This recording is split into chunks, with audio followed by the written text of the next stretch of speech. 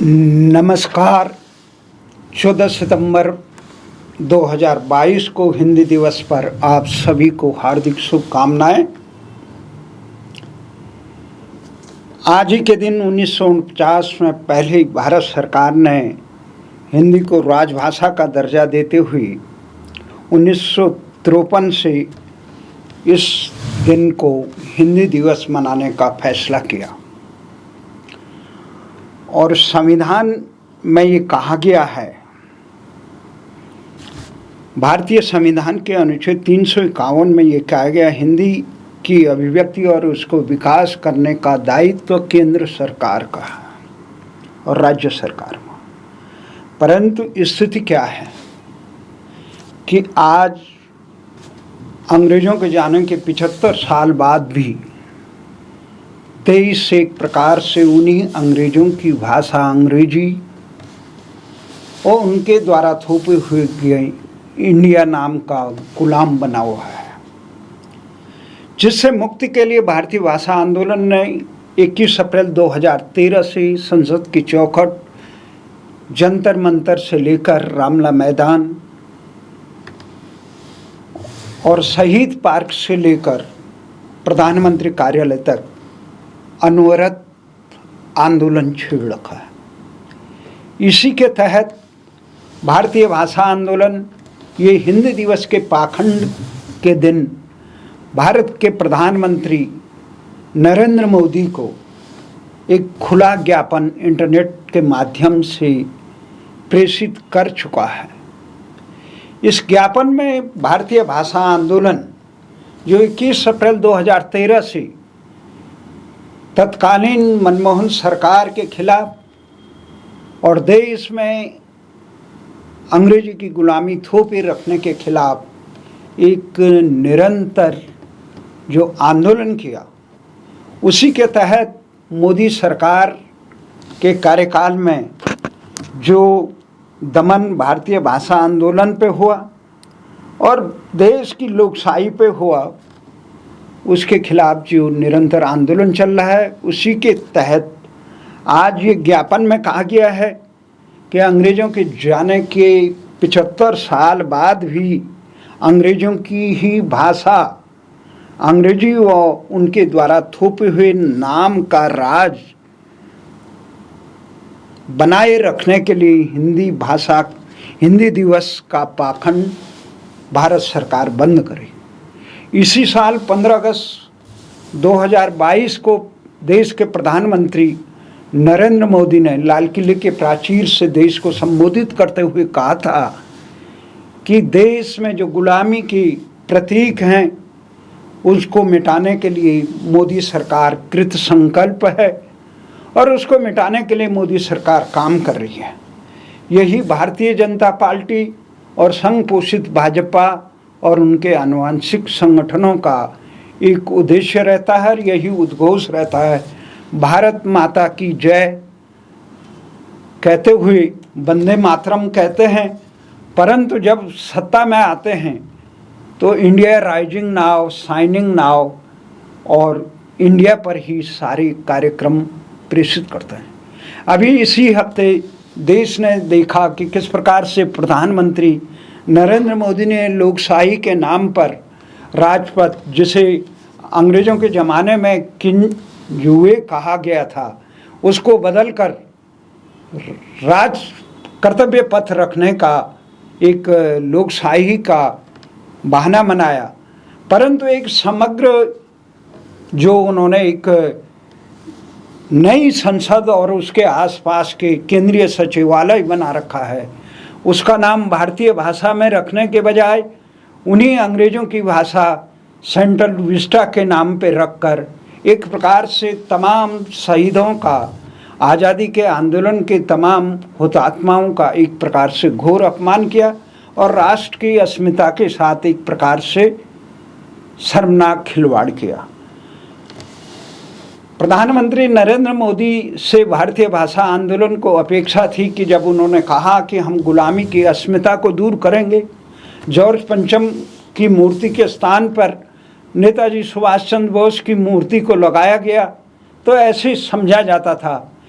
कि प्रधानमंत्री जो खुद कहते थे, देश विदेश में भारतीय भाषाओं में अपने संबोधन में कहते हैं और भारत माता की जयकारे के साथ देश को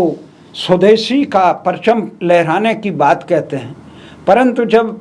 निर्णायक क्षण आता है तो उन्हीं नौकरशाहों के सीख से वो देश में कभी नीति आयोग, जो योजना आयोग का अंग्रेजी के संक्षिप्तकरण नाम में नीति आयोग बनाकर देश की आंखों में धूल झोंकने का काम किया, वही काम प्रधानमंत्री ने केंद्रीय सचिवालय में का नाम की जगह उन्होंने भारत के इस सर्वोच्च प्रतिष्ठान का नाम सेंट्रल विस्टा रखकर एक प्रकार से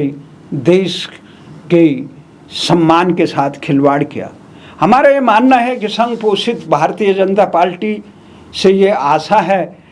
कि वो भारत की संस्कृति, भारत की भाषाओं और भारत के इतिहास की रक्षा करेगी, परंतु जिस प्रकार से देखा जाता है भाषाएं ही जो संस्कृति की समवायिका होती है। आज आज़ादी के बाद देश के तमाम महाविद्यालयों की संख्या तथा कथित तकनीकी संस्थान से लेकर प्रबंध संस्थान से लेकर उच्च शिक्षा के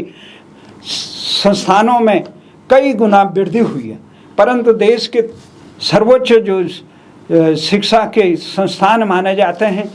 ये जवाहरलाल नेहरू विश्वविद्यालय से लेकर तमाम विश्वविद्यालयों में जो भारतीय भाषाओं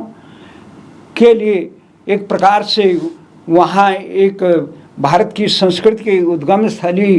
वो मुख्य भाषा संस्कृत का भी जहाँ पर विरोध होता था, तो वहाँ पे इस प्रकार के नारे लगाए जाते हैं, भारत तेरे टुकड़े होंगे हजार। तो इसका मूल कारण ये है कि 1835 में जो लॉर्ड मैकाले ने इस देश को सदियों तक गुलाम बनाए रखने के लिए, अंग्रेजी परचम को बनाए रखने के लिए, इस देश की भाषा और इस देश की संस्कृति को मिटाने के लिए जो इंग्लिश एजुकेशन एक्ट इस देश में थोपा, जिसके कारण आज भारत की पूरी संस्कृति जो आज़ादी के बाद इस देश में कार्य होने चाहिए थे, वो कार्य न होकर केवल अंग्रेजी मानसिकता के यहाँ हो रहे। अंग्रेजी मानसिकता क्या रही? अंग्रेजी मानसिकता ये रही, पूरे संसार में लूट खसोट का जो राज्य किया गया वो अंग्रेज़ों की संस्कृति रही।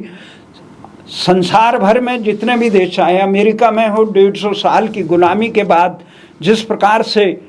संसार के अधिकांश अफ्रीका से लेकर एशिया और अन्य देशों में अंग्रेज़ों ने जिस प्रकार से लूट खसोट का राज्य स्थापित किया, वो उनकी एक संस्कृति का अंग बन गई है। उसी अंग के अनुसार उन्होंने अपनी भाषा, उन्होंने देखा, लॉर्ड मैकाले ने देखा कि भारतीय भाषा को पढ़कर देश के नौजवान भारतीय संस्कृति के अनुरूप होते हैं, वो देश की संस्कृति पर गर्व करते हैं। इसीलिए उन्होंने इस भारतीय भाषाओं को शिक्षा, चिकित्सा और शासन, न्याय इत्यादि से वंचित कर दिया। आज़ादी के 75 साल हो गए, एक तरफ देश अपने आज़ादी का 75 साल का जश्न मना रहा है, परंतु वहीं दूसरी तरफ देखा जा रहा है कि देश के आम आदमी को शिक्षा, चिकित्सा, न्याय व शासन भारतीय भाषाओं में नहीं मिलता है। यही नहीं, देश की अपना नाम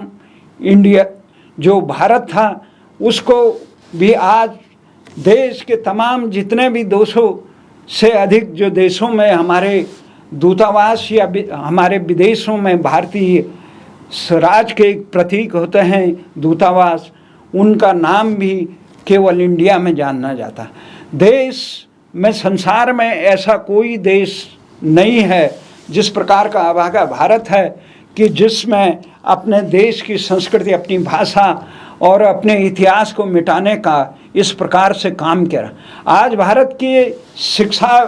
विद्यालयों में पढ़कर जो विद्यार्थी पढ़कर आगे बढ़ते हैं,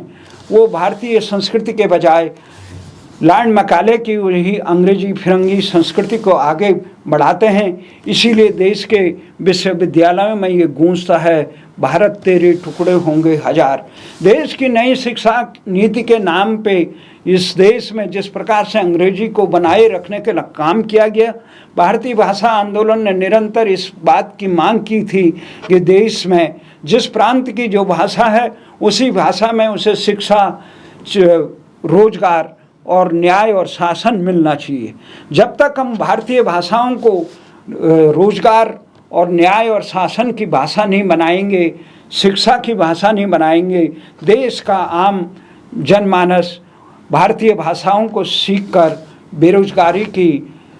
थपेड़े नहीं खाएगा। इसीलिए आज मजबूर होके देश के तमाम गली कूचे में जो कॉन्वेंट स्कूल जो कभी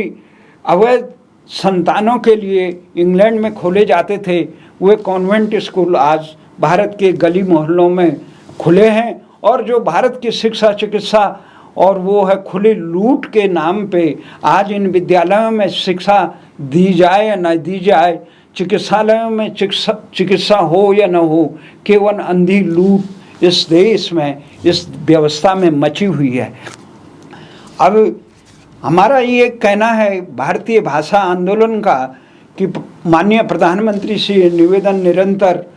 कई वर्षों से कर रहे हैं, सैकड़ों ज्ञापन दिए जा चुके हैं, लेकिन मन की बात कहने वाले प्रधानमंत्री जो खुद अपने भाषणों में 2014 से पहले, प्रधानमंत्री बनने से पहले, कभी पिंक रिवॉल्यूशन का कलंक देश में बताते थे, आज वो गोमांस के निर्यात पर मूक हैं और वो देश में इस प्रकार के जो कत्ल खाने हैं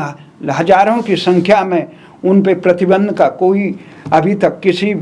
सरकार ने कोई कदम नहीं उठाया। तो इसलिए हमारा ये मानना है कि भारतीय संस्कृति को बचाने के लिए जब आज़ादी के बाद 15 अगस्त 1947 को देश का विभाजन अंग्रेजों ने जिस प्रकार से कराया और अपने प्यादों के द्वारा देश के 20 लाख से ज़्यादा निर्दोष भारतीयों का कत्लेआम किया गया, उस कत्लेआम के बाद भी भारत सरकार ने ये सबक नहीं लिया कि जिन कारणों से देश का विभाजन हुआ उन कारणों पे कठोर अंकुश लगाए। उन्हीं नामों से मिलते जुलते राजनीतिक संगठन आज देश की राजनीति में वही देश को अलगाववादी बातों से के कारण देश को विभाजन के कगार पे फिर ला रहे हैं। समय के साथ अब ये देखना है किस प्रकार से कितनी जल्दी देश को अगर तमाम प्रकार के अलगाववाद, भ्रष्टाचार और यहाँ पर जितने प्रकार से कुशासन है उस पर अगर अंकुश लगाना है, देश के शासकों को तुरंत लॉर्ड मैकाले की ये लूट खसोट की शिक्षा नीति को हटाकर भारतीय भाषाओं को स्थापित करना होगा और देश में भारत की जो भी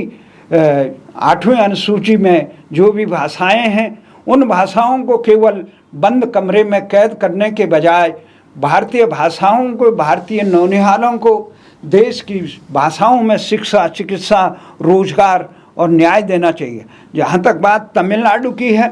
तमिलनाडु में जिस प्रकार से अन्ना आंदोलन के दौरान, द्रमुक आंदोलन के दौरान जो बातें उठी, उसका मूल कारण है कि तमिल भाषा में अगर वहाँ शिक्षा, रोजगार और न्याय मिल जाता है तो वो तमाम तत्व जो जॉर्ज पंचम और मैकाले के इशारे पे उनके मानस पुत्र बनकर इस देश में अंग्रेजी को बनाए रखना चाहते हैं, वो इस षड्यंत्र उनका विफल होगा। संसार के तमाम देश जो भी है, चाहे इजराइल हो, चाहे टर्की हो, चाहे रूस हो, चीन हो, जापान हो, फ्रांस हो, जितने भी विकसित और स्वाभिमानी देश हैं, वो अपने देश की भाषाओं में, अपने देश की भाषा में शिक्षा, चिकित्सा, न्याय और शासन चलाते हैं। केवल संसार में एक ऐसा अभागा देश भारत ही है जिसने अपनी भाषाओं को जमी दोज करके, अपने नाम को जमी दोज करके, अपने इतिहास को जमी दोज करके उन्हीं फिरंगियों, उन्हीं आक्रांताओं की भाषा अंग्रेजी और उन्हीं के द्वारा थोपे हुए नाम इंडिया का यहाँ शासन चल रहा है, जिन्होंने देश को 200 साल तक गुलाम बनाया, जिन्होंने देश के करोड़ों लोगों को कत्लेआम किया, जिन्होंने देश के अपार संपदा को लूटा। देश के हुक्मरानों पे इस प्रकार से एक ध्यान होना चाहिए कि जो देश में ज्ञान, विज्ञान और विकास की भाषा अंग्रेजी बताते हैं। जापान का विकास, चीन का विकास, रूस का विकास से लेकर इटली, फ्रांस, तमाम देशों का विकास उनकी अपनी भाषाओं में। यहीं तक 12वीं शताब्दी तक इंग्लैंड में भी ये शाही परिवार में अंग्रेजी नहीं बोली जाती थी। तो लेकिन ये है आज देश में इस प्रकार का जो तांडव मचा हुआ है, गुलाम मानसिकता का पूरा भारत गुलाम बना हुआ है, उससे मुक्ति पाने के लिए अगर वास्तव में भारतीय जनता पार्टी और संघ को कोई काम करना है तो ये इस प्रकार की अंग्रेजी मानसिकता की गुलामी और उनके नौकर शाहों द्वारा प्रधानमंत्री को दी जाने वाली सीख पर अंकुश लगाना होगा। इसी आशा और विश्वास के साथ ये ज्ञापन प्रधानमंत्री को प्रेषित किया गया था। आशा है कि वो पूर्व की तरह इस ज्ञापन को भी नज़रअंदाज करेंगे। जय हिंद।